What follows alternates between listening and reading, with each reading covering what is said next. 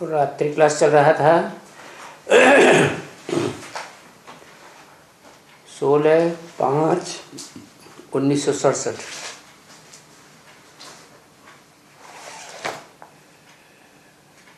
दूसरे पेज के अंतिम लाइन में बात चल रही थी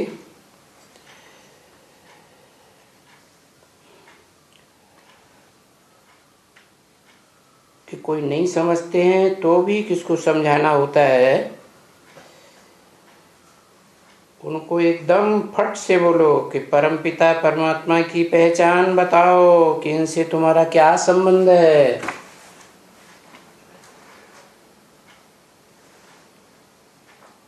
बोलेंगे बाप है, तो बाप से तो वर्षा मिलेगा ना। बाप से जन्म मिलता है आदि में और अंत में वर्षा मिलता है। और ये तो बेहद का बाप है ना। हद का बाप हद की प्रॉपर्टी देगा, और ये बेहद का बाप तो बरोबर स्वर्ग का वर्षा देगा ना। अंग्रेजों में गाया हुआ है ना, हेवनली गॉड फादर। और वो हेवनली गॉड फादर कहता भी क्या है, आ करके कहता है बच्चे, अब देह सहित देह के जो भी तुम्हारे संबंध हैं उनको छोड़ करके अपन को आत्मा निश्चय करो।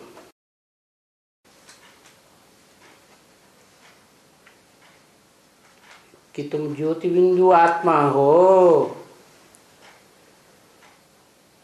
बड़ी पूरी भ्रकुटी में रहने वाली आत्मा हो।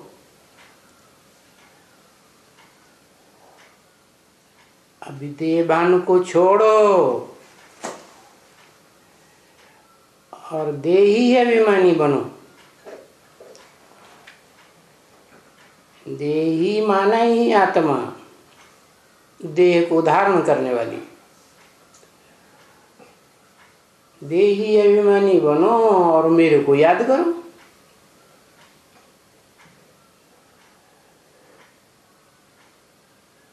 अभी तक बुद्धि में बैठा था कि हम देह हैं,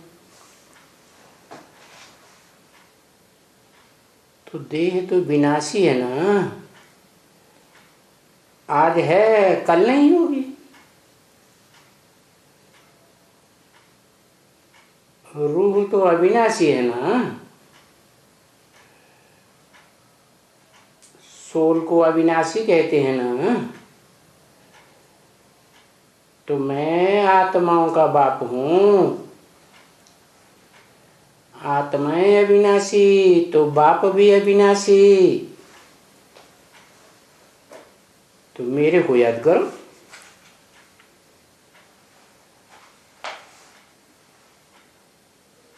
तुम्हारे जो धर्म पिताएं हैं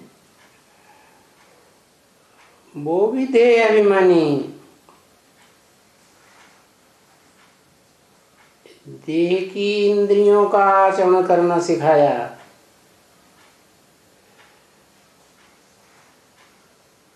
उनमें भी जो बेस्ट कर्म करने वाली बेस्ट इंद्रियां हैं उनका आचरण करना सिखाया।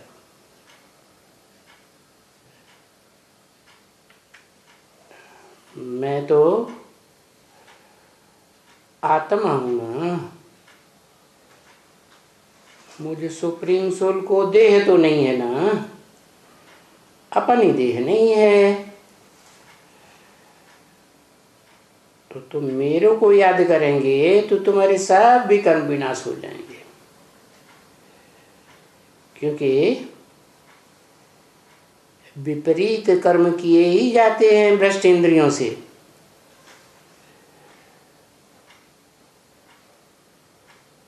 किसके विपरीत? जो आत्माओं के बाप ने बताया रास्ता, गीता ज्ञान का रास्ता, आत्मिक स्थिति में रहने का रास्ता, स्वधर्म में टिकने का रास्ता, उससे विपरीत चले गए। अभी अपन को आत्मा समझ आत्मा के बाप को याद करेंगे तो देह से किए हुए जो भी विपरीत कर्म हैं वो सब नष्ट हो जाएंगे और सब कोई वर्षा लेंगे। आत्माओं के बाप से आत्मा बनेंगे, आत्मिक स्थिति में टिकेंगे तो वर्षा लेंगे। बाकी कोई कम टिकते हैं, कोई जास्ती टिकते हैं, ये तो अपने अपने पुरुषार्थ के ऊपर है।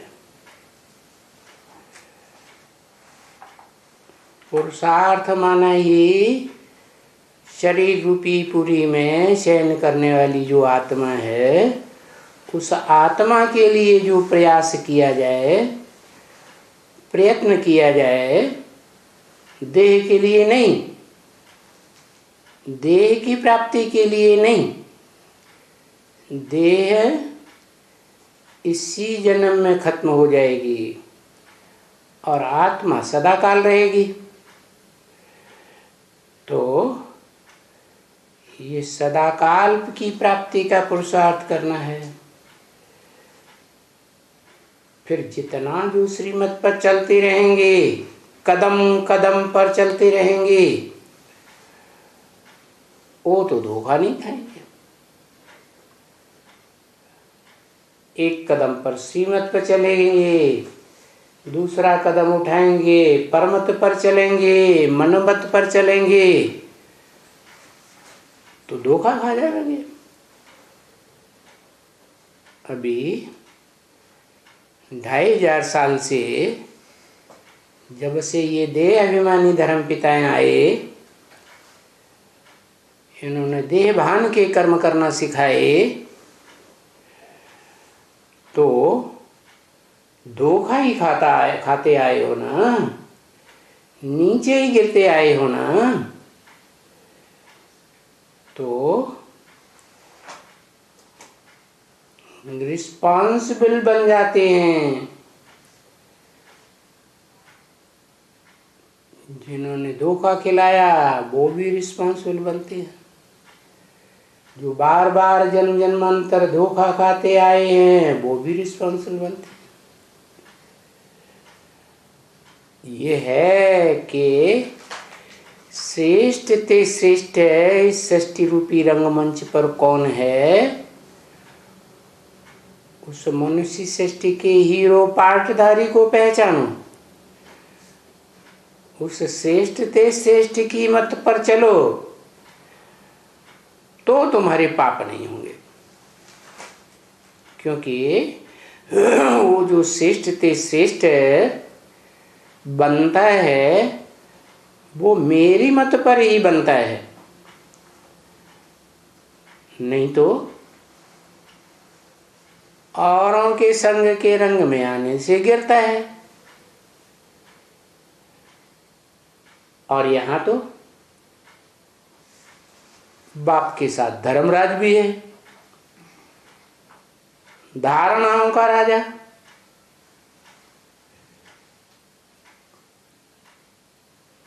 तो मेरे हाथ में है धर्मराज, मेरा राइट हैंड है। क्या राइट हैंड माने अच्छे से काम करने वाला। तो वो देखते हैं, धर्मराज देखते हैं, ऐसे नहीं समझना कि अभी नहीं देखते हैं।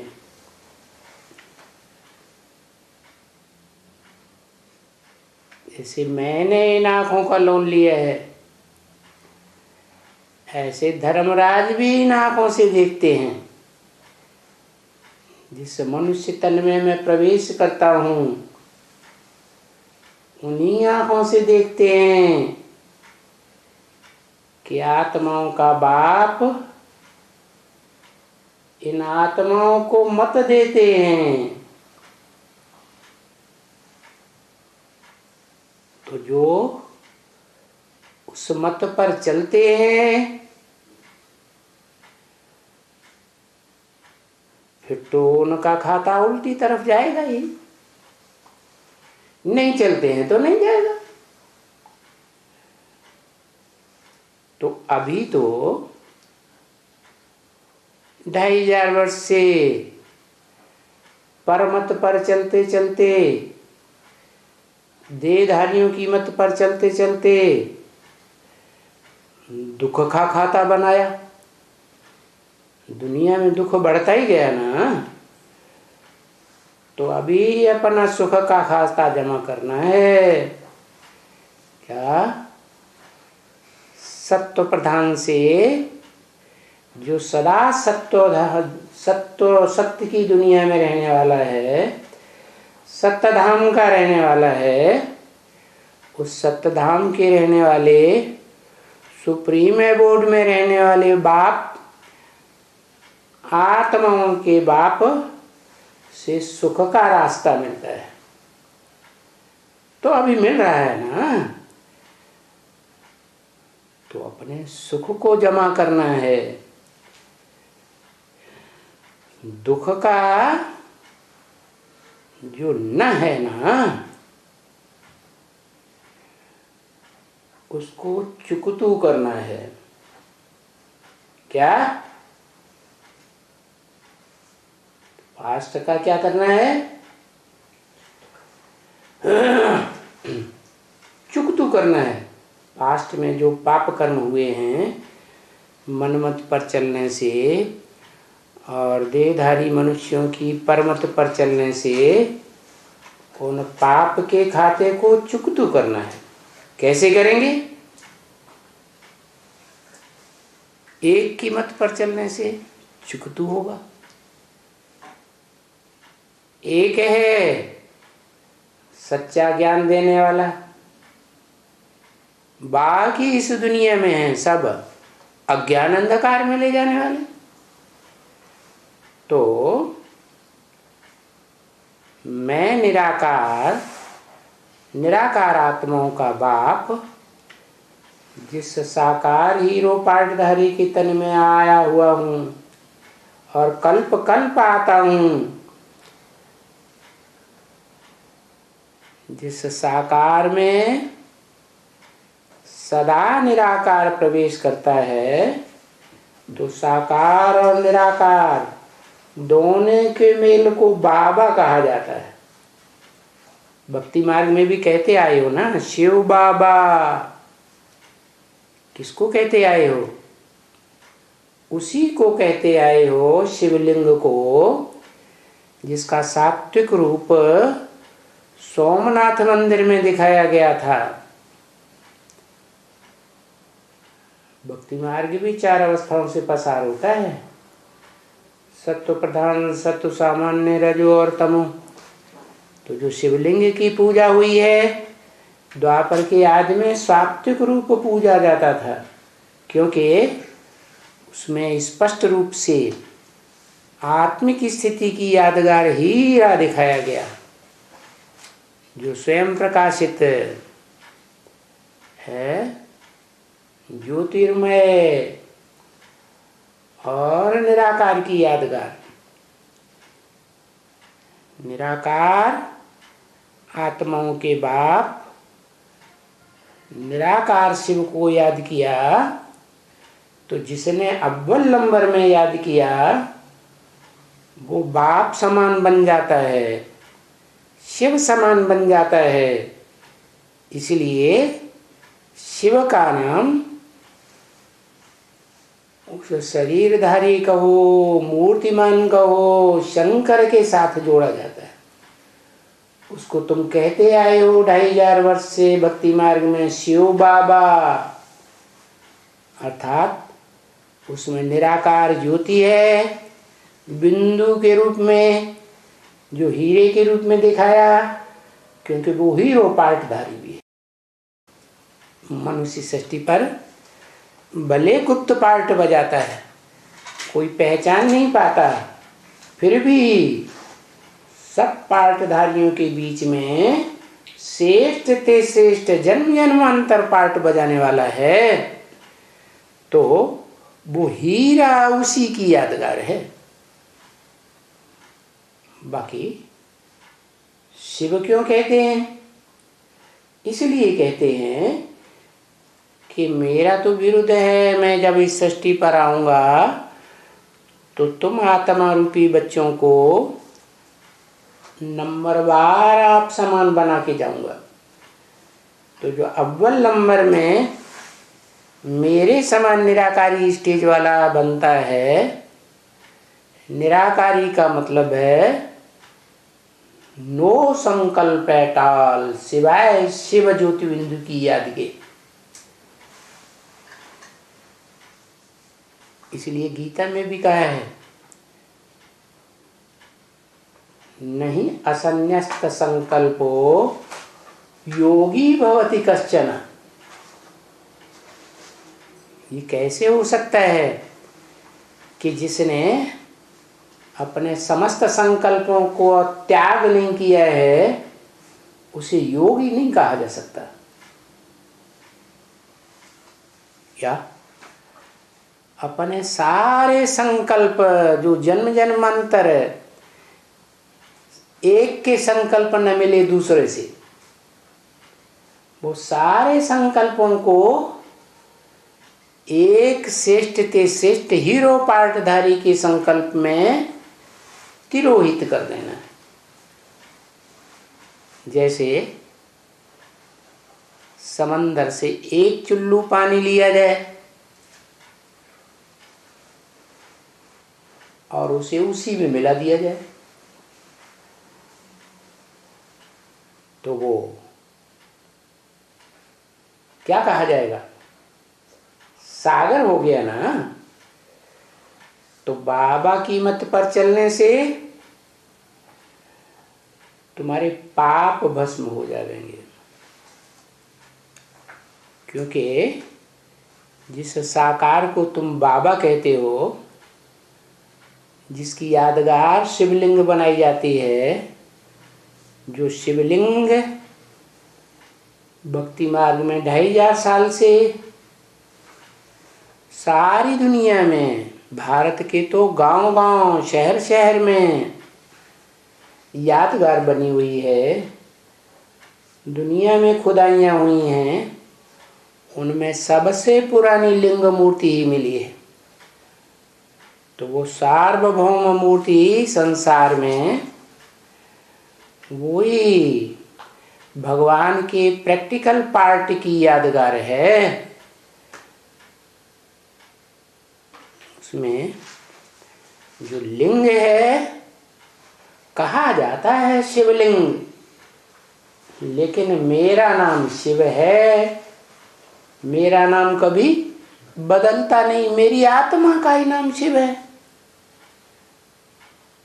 तुम बच्चे भी आत्मा हो, लेकिन तुम्हारी आत्मा का नाम नहीं होता, क्योंकि तुम तो शरीर से जन्म लेकर जन्म जन्मांतर पाठ बजाते आए, इसलिए तुम सबके शरीरों का नाम पड़ता है।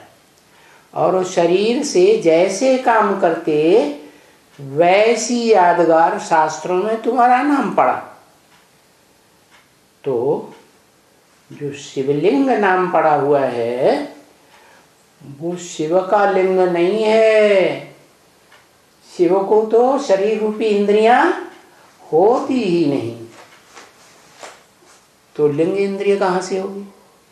हाँ, शिव समान 100% जो निराकारी बनता है पुरुषार्थ करके, उसके लिए कहा जाता है शिवलिंग। अर्थात उसका जो शरीर है वो आत्मा की तरह अविनाशी बन जाता है। जैसे आत्मा अविनाशी, शरीर भी अविनाशी। इस सृष्टि चक्र में सबके शरीर महाविनाश में कल्पांत काल में नष्ट हो जाते हैं, लेकिन उसका शरीर नष्ट नहीं होता। क्यों नहीं होता? क्योंकि शरीर से, शरीर की कर्मेंद्रियों से उसने मुझे निराकार की स्मृति में रहकर ऐसे पार्ट बजाया है कि उसे देह की कर्मेंद्रियों से जो भोग का रस मिलता है, वो रस उसने लिया ही नहीं। इसलिए वो देह विनाश काल में भी अविनाशी बन जाती है। इसलिए वो साकार निराकार का मेल शिवलिंग शिव बाबा कहा जाता है। जिस शिव बाबा की यादगार शिवलिंग है, वो शिव बाबा इस समय प्रैक्टिकल चैतन्य में पार्टधारी है। उसकी मत पर चलने से तुम्हारे जन्म जन्मांतर के पाप चुकतू हो जाएंगे। बाकी बाबा ऐसे नहीं कहते हैं कि कोई घर में न रहो। क्या तुम आत्मा के घर में ही रहो? ऐसे नहीं कहते। वो तो जब तुम्हारा पुरुषार्थ पूरा होगा, देह से जो कर्म किए हैं जन्म जन्मांतर, पाप पुण्यों का हिसाब चुकतू होगा, तब तुम पक्की आत्मा बनेंगे और आत्मलोक के वासी बन जाएंगे। बाकी अभी कोई नहीं कहता हूं कि तुम परम धाम वासी बन जाओ। हाँ, मैं जिस घर में प्रवेश करता हूं, शरीर रूपी घर में, उस घर में याद करो, माम एकम याद करो। इसका मतलब ये नहीं मुझे एक बिंदी को याद करो। बिंदी को याद करेंगे तो पता कैसे चलेगा कौन सी बिंदी? इसलिए बताया कि मैं जिस मुकर्रर शरीर रूपी अर्जुन के रथ में प्रवेश करता हूं, है, उस रथ को याद करो। वो रथ ही मेरा घर है। तो वो याद करना सहज होगा। क्यों? क्योंकि तुम्हारी जन्म जन्मांतर की पूर्व जन्मों से प्रैक्टिस पड़ी हुई है। क्या? किसको याद करने की है? देह को याद करने की प्रैक्टिस पड़ी हुई है। वो practice makes a man perfect. वो प्रैक्टिस ने तुमको देह की याद करने में परफेक्ट बना दिया। इसलिए तुमको सहज रास्ता बताता हूं कि मैं जिस मुकर्रर रथ में प्रवेश करता हूं, उसको पहचानो, जानो और ज्ञान से पहचानो। ज्ञान मनुष्यों के ज्ञान से नहीं, या तुम्हारी मन बुद्धि में जो ज्ञान भरा हुआ है उस ज्ञान से भी नहीं। इसलिए अर्जुन से कहा, अर्जुन ये वेद शास्त्र जो तुमने पढ़े हैं वो सब भूल जाओ। क्या करो? ज्ञान सिर्फ एक से आता है। बाकी जितने भी प्राणी मात्र हैं या मनुष्य मात्र हैं इस संसार के, कलयुग के अंत तक जन्म मरण के चक्र में आने वाले 500, 700, 750 करोड़, वो सब ज्ञान अंधकार में ले जाने वाले। इसलिए उनकी देह को याद न करो। उन आत्माओं की अपनी देह तुम्हारा अपना घर नहीं है। क्या? तुम्हारा अपना घर तुम आत्मा हो ना। मनुष्य आत्मा हो ना, तो मनुष्य आत्माओं का जो बाप है, हीरो पार्टधारी आदम, अर्जुन, एडम, उसका शरीर रूपी घर ही तुम्हारा घर है। क्या? उसकी याद में तल्लीन हो जाओ, एकाकार हो जाओ, मन मना भव। गीता में आया है ना, मेरे मन में समा जा। तो निराकार शिव को तो मन ही नहीं है, उसको मनन चिंतन मंथन करने की दरकार ही नहीं है, वो तो ऑलरेडी त्रिकालदर्शी है। तो वो जिस तन में प्रवेश करता है, आंखें बंद करके नहीं सर हिलाओ, हाँ, तो क्या होता है कि जिस तन में प्रवेश करता हूं उस तनधारी को पहचानो, और उसमें जो आत्मा है वो आत्मा अपने शरीर रूपी घर में रहती है। वो शरीर रूपी घर भी अविनाशी है। इस सृष्टि रूपी रंगमंच पर सारे ही प्राणी मात्र के शरीर, मनुष्य मात्र के शरीर भस्म हो जाने वाले हैं। वो अविनाशी शरीरधारी है। आत्मा तो अविनाशी है ही, लेकिन शरीर भी अविनाशी है। तो अविनाशी को याद करेंगे तो विनाशी बनेंगे कि अविनाशी है? अविनाशी ही बनेंगे। तो बताया कि छोटा रूप नहीं याद आता है, ज्योति बिंदु रूप है। तो शिवलिंग का जो बड़ा रूप है, जो सोमनाथ मंदिर में पत्थर का बड़ा लिंग दिखाया गया था, क्योंकि शिव बाप पत्थर बुद्धि में प्रवेश करते हैं, तन में प्रवेश करते हैं, उसके शरीर रूपी रथ में प्रवेश करते हैं। तो रथ को कंट्रोल करते हैं, रथ की इंद्रियों को कंट्रोल करते हैं। रथ में रहने वाली जो आत्मा है उसको पुरुषार्थ करने के लिए स्वतंत्र छोड़ते हैं। ऐसे ही तुमको भी स्वतंत्र छोड़ा है सबको। अच्छा लगता है तो मानो, नहीं अच्छा लगता है तो छोड़ दो। जब अच्छा लगे आगे के आने वाले कठिन पीरियड में तब समझ लेना, बाकी समझना तो सबको है।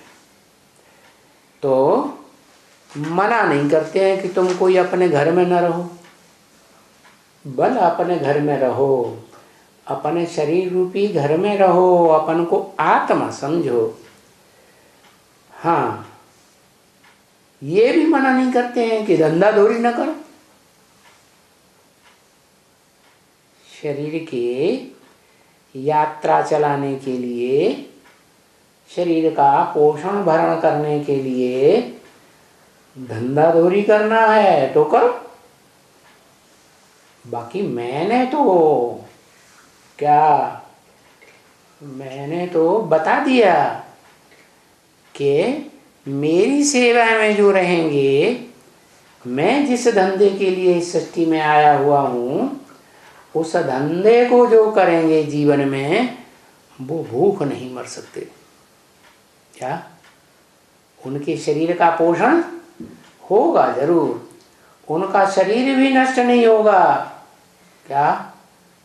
भले आत्मा शरीर को छोड़ देगी तो भी वो शरीर विनाश काल के टाइम पर बर्फ में दब जाएंगे और सुरक्षित रह जाएंगे।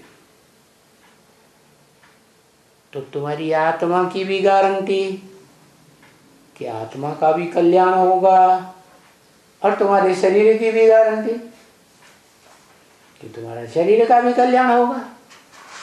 तुम्हारे शरीर जो बर्फ में दबे रहेंगे तब तक दबे रहेंगे जब तक तुम्हारी आत्मा परमधाम में पड़ी रहेगी, क्या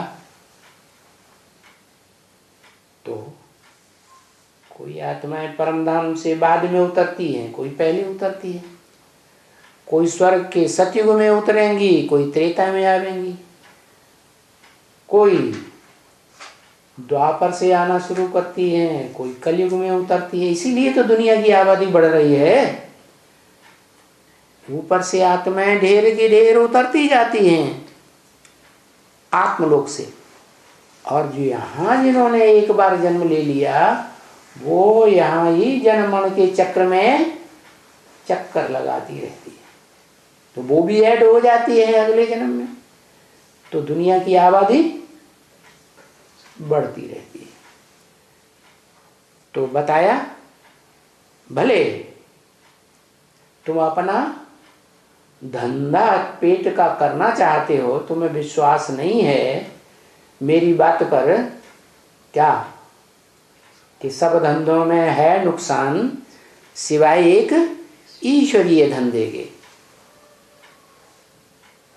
बता दिया पहले से ही। जो धंधे दुनियावी करते हो, वो दुनियावी धंधे करने से जो धन पैदा होता है, अर्जन होता है, वो धन के 4 आयाम बता दिए। किसकी दबी रही धूल में, जमीन में ही दबा रहेगा। किसकी राजा खाए, गवर्नमेंट जैसे इनकम टैक्स में सारा बटोर ले जाती है, ऐसे कोई ना कोई तरीके से इनकम टैक्स में या कैसे भी गवर्नमेंट ले जाएगी। करेंसी फेल हो गई, सारा गया। तो किसकी दबी रही धूल में किसकी राजा खाए, सरकार खा जाएगी। किसकी ले गए चोटा, चोर डकैत ले जाएंगे। और बची बचाई एटम बमों की जो आग लगनी है चतुर्थ विश्व युद्ध में, उस आग में सब खलास हो जाएगा। फिर भी कहता हूं, तुम्हें मेरी बातों पर अभी विश्वास नहीं है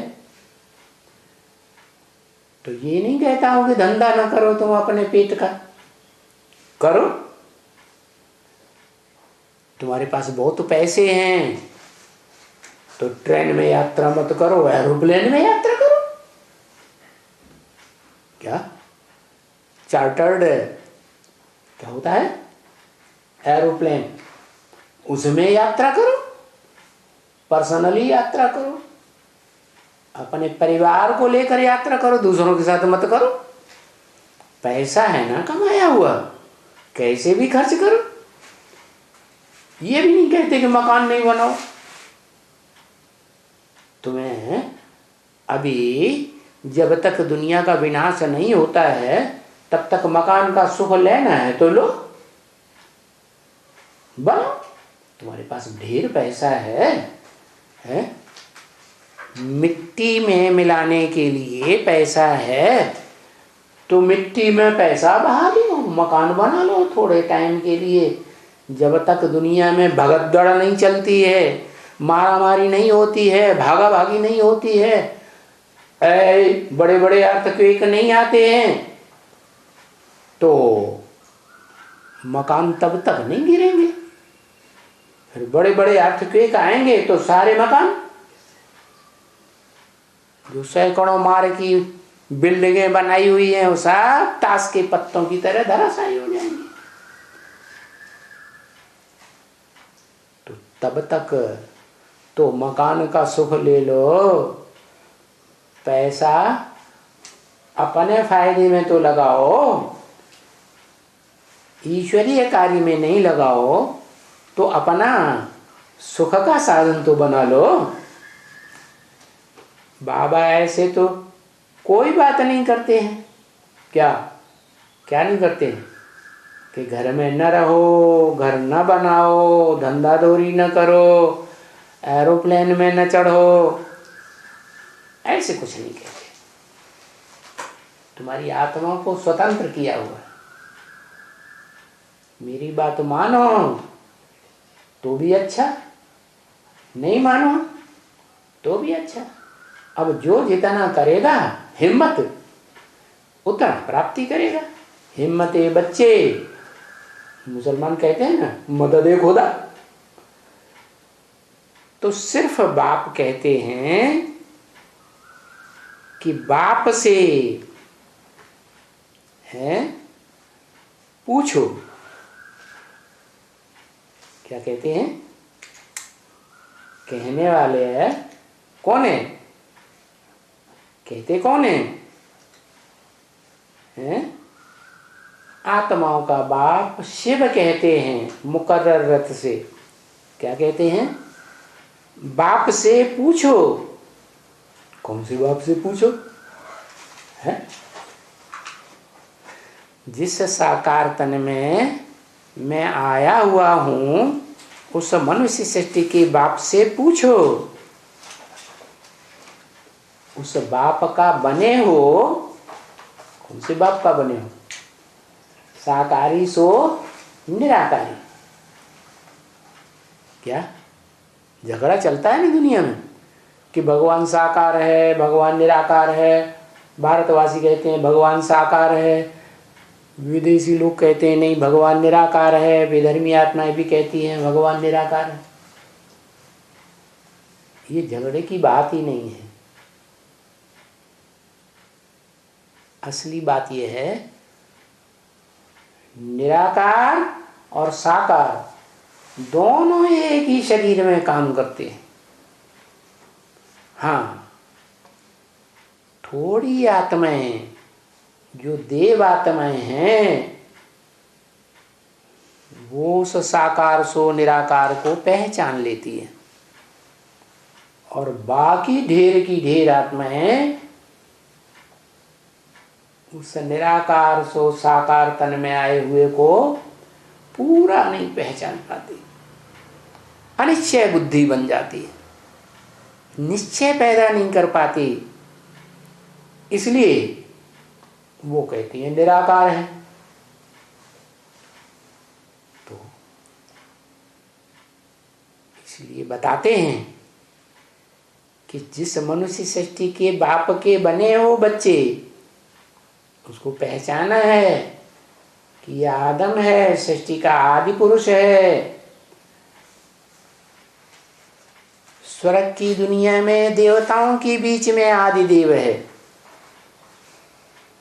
तो उस बाप के बने हो पहचान कर, तो उस बाप से पूछो क्या ये धंधा करें, घर में रहें या न रहें, है एरोप्लेन में चढ़ें या न चढ़ें, उससे पूछो। मैंने तो जो मत देनी है सो ब्रह्मा मुख से दे दी। अब तुम्हारी इच्छा, मकान बनाना है मकान बनाओ। मैं तो बताता हूं कि विनाश सामने खड़ा है मकान वकान कुछ भी नहीं रहेगा। तो बाप से पूछो क्या करना है क्या नहीं करना है, ये काम करें या नहीं करें, ये काम करने में कोई धोखा तो नहीं मिलेगा। तो बाप बतावेंगे वैसा कर। तो क्या बतावेंगे? वो तो बोलेगा नहीं। क्या तुम पूछोगे? क्या पूछोगे? घर में रहें या ईश्वरीय सेवा में जीवन लगा दें, बाहर निकल पड़े हैं? क्या करें? घर में रहें? कहेंगे नहीं। पूछोगे धंधा दौरी करें? वो कहेंगे नहीं। एरोप्लेन में चढ़े? वो कहेंगे नहीं। एक रात के सफर में तुम अपना सफर पूरा कर सकते हो, तो एरोप्लेन में चढ़ने की क्या दरकार। ट्रेन में नींद भी हो जाएगी, शरीर को आराम भी मिल जाएगा और पैसे की भी बचत हो जाएगी। तो बाप तो कहेंगे कि जो पैसा बचेगा वो ईश्वरीय सेवा में लगाओ। ईश्वरीय सेवा में लगाएंगे तो विश्व का कल्याण होगा। होगा या नहीं होगा? विश्व की आत्माओं का कल्याण होगा तो तुम्हारा जन्म जन्मांतर सुखाला बनेगा। तो बाप तो मना ही करेंगे। बाकी ये जो तुम्हारी ब्रह्मा बड़ी माँ अम्मा है ना, इससे पूछेंगे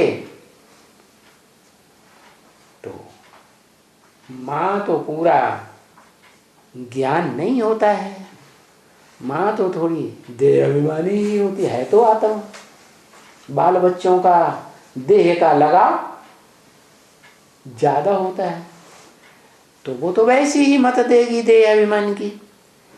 मेरी मत पर चलने से तुमको धोखा कभी नहीं होगा। बाप तो सीधा मना कर देंगे, मेरी मत को ही सपोर्ट करेंगे। किसकी मत को? शिव की मत को ही सपोर्ट करेंगे। कोई पूछते हैं ना, बाबा हमारी एक दूसरे में दिल लग गई है, हम दोनों ज्ञान में चलते हैं, शादी कर लें, पवित्र रहेंगे। अब मनुष्य सृष्टि का बाप तो जानते हैं, बुद्धि में पूरा ज्ञान है? उनकी बुद्धि में ये ज्ञान है कि सुप्रीम बाप ने बोला है अगर शादी की पहले दिन मिले तो सीधा गटर में गिर पड़ेंगे। तो बाप मनुष्य सृष्टि का जिस तन में मैं मुकर्रर रूप से प्रवेश करता हूं वो तो ऐसी कोई मत नहीं देंगे। बाकी तुम बार बार पूछोगे तो तुम्हारी दिल समझ के क्या करेंगे? हैं? तुम्हारे दिल के अनुसार तुमको परमिशन दे देंगे। हाँ, रिस्पॉन्सिबल तो है, रिस्पांस तो मिलेगा। देखो, जिस तन में मैं मुकर्रर रूप से प्रवेश करता हूं वो जिम्मेवारी उठाते हैं या नहीं उठाते हैं? सारे विश्व के कल्याण की जिम्मेवारी उठाते हैं कि नहीं उठाते हैं? उठाते हैं। अच्छा, अभी टाइम तो हो गया,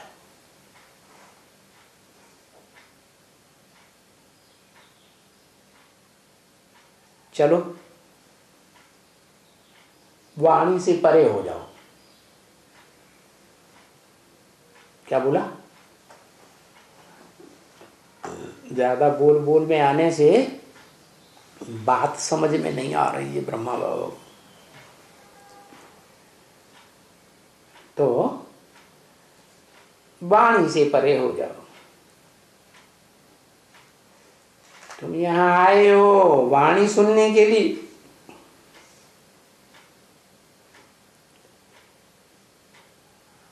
अभी तक तो देह अभिमानी भय।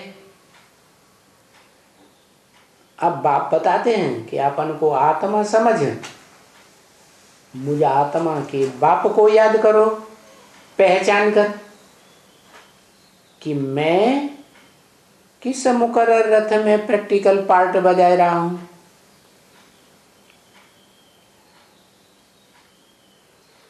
तो अभी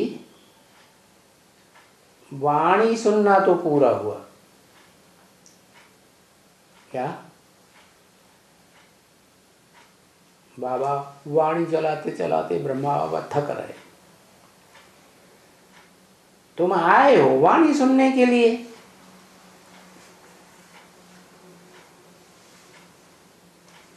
अभी आत्माभिमानी बनो, बाप को याद करो, और कोई तकलीफ तो नहीं देते हैं क्या? तुम जो हो सो याद करो। बताया तुम देह नहीं हो, विनाशी नहीं हो, देह तो विनाशी होती है, तुम तो अविनाशी आत्मा हो। तो जो हो सो याद करो।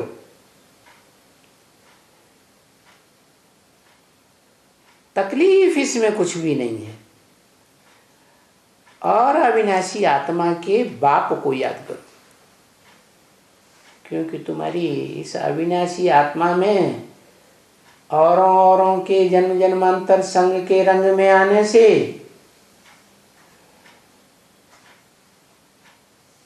क्या होता है? संग का रंग लगने से आत्मा पतित बन गई। तो पतित पने से निकालने का रास्ता बताता हूं कि अपने स्वरूप में स्थिर हो जाओ, जो तुम्हारा असली स्वरूप है आत्मा का। क्या स्वरूप है? कि मैं आत्मा बिंदु हूं। माना गीता में भी क्या कहा है? आत्मा का स्वरूप बताया, अणोणीयांसम मनुस्मरेत्य है। जैसे अणु होता है ना, जिससे अणुबम बनता है, तो अणु का भी अणु, अणु का भी अणु, टुकड़े के टुकड़े टुकड़े के टुकड़े करते ही चले जाते हैं। और वो टुकड़े इन आंखों से दिखाई भी नहीं पड़ते, यंत्रों से देखे जाते हैं। लेकिन ये आत्मा तो इतना सूक्ष्म अणु है कि इसे न इन आंखों से देख सकते, न यंत्रों से देख सकते। इस आत्मा को तो मन बुद्धि रूपी यंत्र से ही देख सकते हैं। तो मन बुद्धि के मनन चिंतन मंथन से तुम पहचानो कि मैं आत्मा का रूप क्या है। निराकार बताया ना, निराकार इसलिए बताया कि उसकी लंबाई चौड़ाई बिंदु की नहीं है। बिंदु की कोई लंबाई चौड़ाई नापी जाती है? इसलिए गीता में कहा है अप्रमेयम, क्या उसका माप नहीं है। लंबाई चौड़ाई मोटाई नहीं बताई जा सकती। वो इतना सूक्ष्म है कि अनिर्वचनीय है। क्या लोग कहते हैं उसको वाणी के द्वारा बताया नहीं जा सकता। हाँ, प्रैक्टिस करके योगाभ्यास की उसका अनुभव किया जा सकता है। अचिंत्य है, वो इतना सूक्ष्म है आत्मा, अणुरूप, कि उसका चिंतन भी नहीं किया जा सकता। हाँ, वो सुप्रीम सोल जिस तन में मुकर्रर रूप से प्रवेश करता है, उसके जन्म जन्मांतर का चिंतन कर सकते हैं, उसके इस जीवन कहानी का भी चिंतन कर सकते हैं। बाकी आत्मा तो अचिंत्य है। क्या?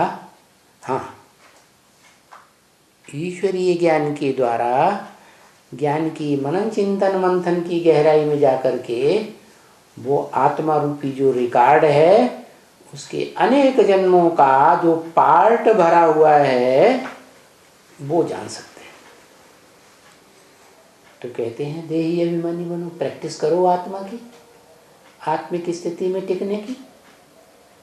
बाप को याद करो। तो ठीक है कि पूर्व जन्म के पाप कर्म हैं, देहधारियों के साथ दुख देने का पाप किया है, सुख भी भोगा है, तो वो सुख दुख के हिसाब किताब याद तो बार बार जरूर आवेंगे। फिर भी बात बुद्धि में बैठी है सच्चाई की, तो बाप को याद करो कि षष्ठी रूपी रंगमंच पर 100% सच्चा पार्ट बजाने वाला पार्टधारी आत्मा कौन है, उसको पहचानो। मैं आकर ब्रह्मा के मुख से उसकी पहचान देता हूं, लेकिन ब्रह्मा ही नहीं पहचान पाता। पहचान पाता है तो प्रश्न करते हैं ब्रह्मा की वाणी में कि ब्रह्मा का बाप कौन है?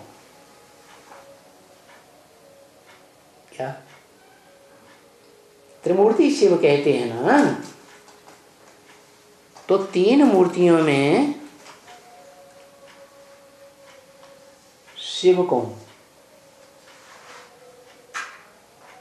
3 मूर्तियों में कोई शिव है या उससे अलग है?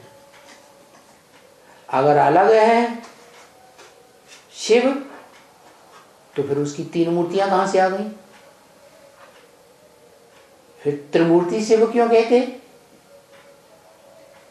इसे साबित होता है कि जिस मुकर्रर रथ में प्रवेश करके पार्ट बजाते हैं, वो मुकर्रर रथ में एक मूर्ति है सर्वोपरि, जो तुम बच्चों को दिखाया है सूक्ष्म वतन की 3 पुरियों में। नीचे की पुरी में ब्रह्मापुरी, बीच में विष्णुपुरी, ऊपर की पुरी में शंकरपुरी। तो ब्रह्मा का, विष्णु का, उन दोनों से परे कौन हुआ है? क्योंकि ब्रह्मा विष्णु मूर्तियां है ना, मूर्तिमान है ना, तो उनका बाप भी मूर्तिमान होगा। तो मूर्तिमान शंकर विष्णु का भी बाप है और ब्रह्मा का भी बाप है। इसलिए ब्रह्मा और विष्णु त्रिमूर्ति शिव नहीं कहे जा सकते। त्रिमूर्ति शिव उसी मूर्ति को कहेंगे जो पहले पुरुषार्थी जीवन में मूर्तिमान था। क्या उसकी अपनी चैतन्य मूर्ति थी? पुरुषार्थ करते करते अंत में बाप समान अमूर्त बन जाता है। क्या उसको अपनी मूर्ति की स्मृति रहती ही नहीं। इसलिए निराकार, निर्विकार, निरहंकारी शिव समान बन गया। तो उस एक का ही नाम शिव के साथ जोड़ा जाता है। कोई देवता का नाम नहीं जोड़ा जाता सिवाय महादेव शंकर के। कोई मनुष्य आत्मा का नाम नहीं जोड़ा जाता। कोई राक्षसी आत्मा का भी नाम नहीं जोड़ा जाता शिव के साथ। एक ही शंकर का नाम जोड़ा जाता, जिसको चित्रों में प्रायः करके याद में बैठा हुआ दिखाया जाता है।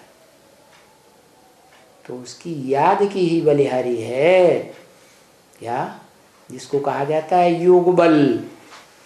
वो उस योग बल की ताकत से ही विश्व की बादशाही लेता है। क्या ऐसे नहीं कि ज्ञान की ताकत से विश्व की बादशाही ले लेता है? नहीं, दिव्य गुणों की, देवताओं गुणों की धारणा से विश्व की बादशाही ले लेता है। ऐसा होता तो जो दिव्य गुण धारण करने वाले देवताएं हैं, 16 कला संपूर्ण कृष्ण या नारायण सतयुग का, वो भी बन जाता। निराकारी, निर्विकारी, निरहंकारी, बाप समान। शिव समान, लेकिन कोई नहीं बनता, तो उस बाप को याद करो जो मनुष्य सृष्टि का बाप है। साकारी है निराकारी? साकारी है। साकारी वर्षा देता है स्वर्ग का, या निराकारी परमधाम का वर्षा चाहिए है? साकारी सृष्टि में रहेंगे तो शरीर से सुख भोगेंगे। शरीर के द्वारा ही सुख भोगा जा सकता है, बिना शरीर के कोई आत्मा सुख दुख आत्मलोक में रहकर नहीं भोग सकती। तो और कोई तकलीफ नहीं देते।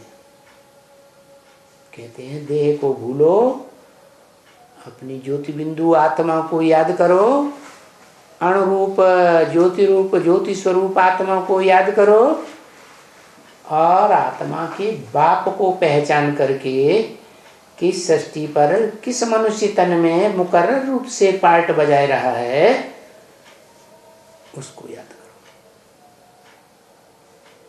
तो जिसे याद करेंगे उसी के समान बन जाएंगे। क्या?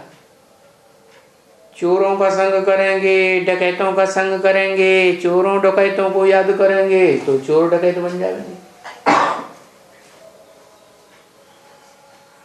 कोई बड़े साहूकार के साथ रहेंगे तो साहूकारी के गुण आ जाएंगे, साहूकार बन जाएंगे। अब बनना क्या है? बनना है मनुष्य से देवता। क्या? कलाहीन से 16 कला संपूर्ण बनना है ना। सर्वगुण संपन्न संपूर्ण अहिंसक बनना है ना। तो क्या करना है? जो धर्म पिता इस सृष्टि पर कहा जाता है अल्लाह अव्वल दीन, अव्वल नंबर के धर्म की स्थापना करने वाला, वो अव्वल नंबर धर्म ही है स्वधर्म। इसलिए गीता में कहा है स्व माने आत्मा, आत्मा का धर्म। देह के धर्म छोड़ो, ब्रह्मा का हो चाहे इब्राहिम का हो चाहे क्राइस्ट का हो, ये देह के धर्म विनाशी हैं, इनको छोड़ो। क्या करो? स्वधर्म में टिको। स्वधर्मे निधनम से या परधर्मो भयावह। तो और कोई तकलीफ नहीं देते हैं। अपन को आत्मा समझ, आत्माओं के बाप को मनुष्य सृष्टि के बाप में याद करो।